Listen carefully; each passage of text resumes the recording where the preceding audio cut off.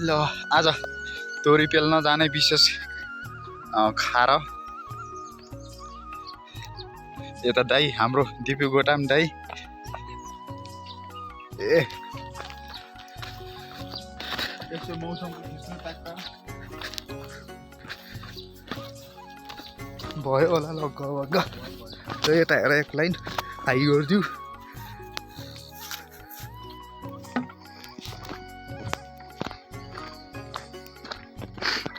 मालाजी नमस्कार कतनान भयो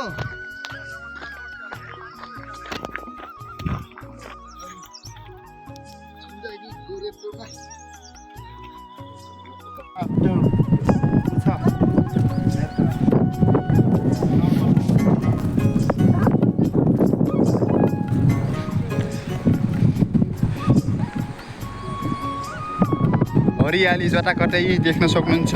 मकै धान फालिसक्यो मकैले हामीहरू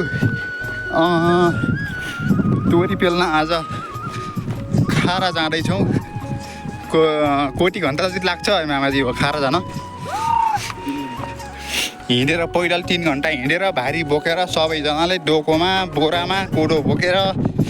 कोदो नै टोरी मात्रै भयो टोकर नास्ता ढोलहरू झोला यति छ सामान चाहिँ मेरो यही हो मेरो सामान हजुर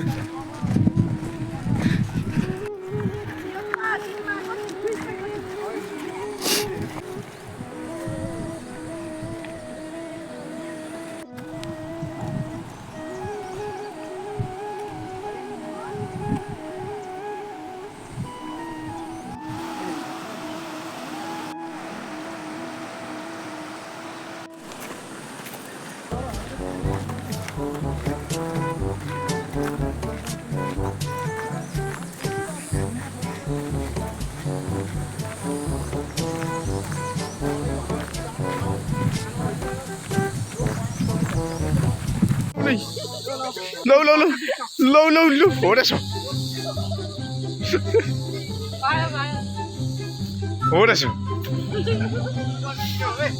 छ यसमा फेरि बाहुबलीको गीत यसमा खुङलुङ्गै पछाडि चाहिँ उलाके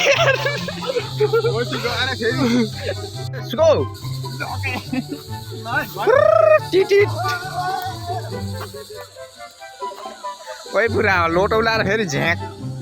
फेरि एउटा हङ्गामा होला फेरि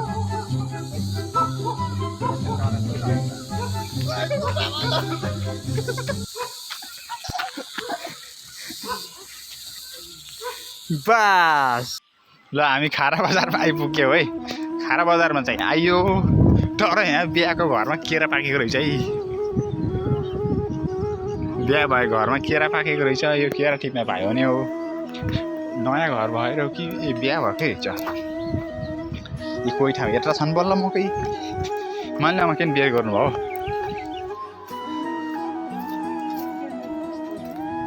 1.5 महिनापछि त हुन्छ सुर्ता गर्ने क्या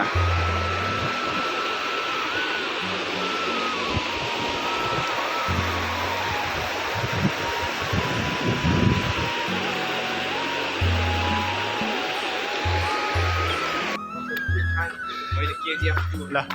हालै यहाँको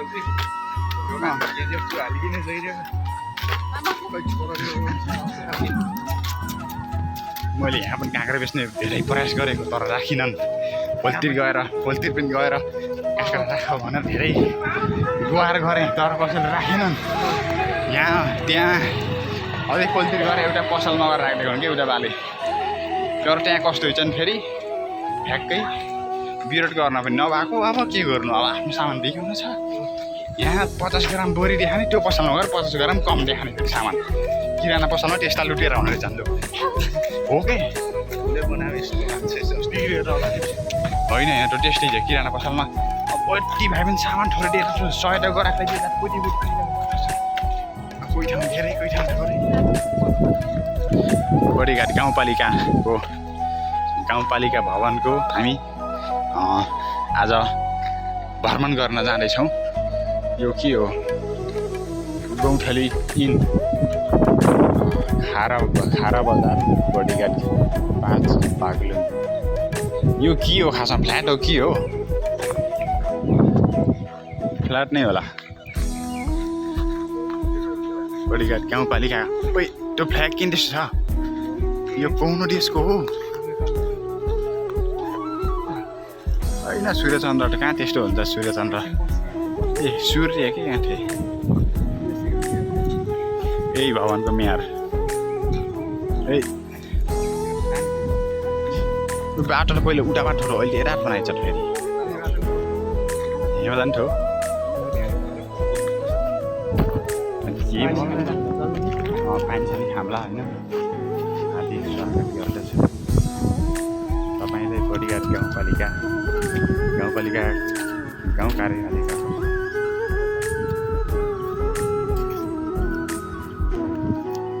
यो बागलुङको नक्सा हो कि गाउँपालिकाको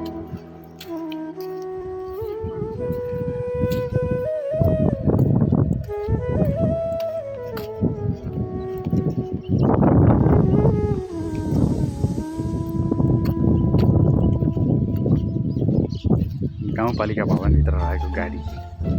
एम्बुलेन्स पनि रहेछ यो फेरि यहाँभित्र काम गर्ने मान्छेहरूको गाडी होला यो फेरि सबै सेलेरी त डेन्जर मिल्छ के हो गाडी त हेभी छ नि त दामी सेलेरी चाहिँ राम्रै मिल्ने रहेछ कि यो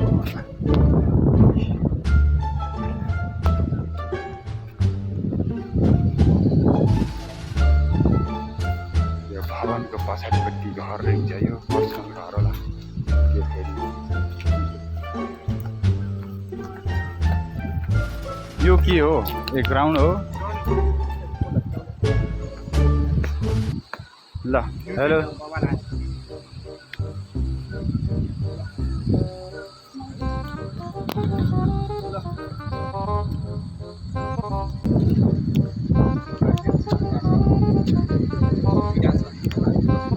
एउटा मान्छे मर्दाखेरि आएर त्यहाँ बोल्नै बस्ने ठाउँ हो क्या त ढिँटे पनि छ त्यहाँ मान्छे मर्दा पोल्ने यहाँ फेरि अब मान्छेको झगडा तिनी अब मिलाउने ठाउँ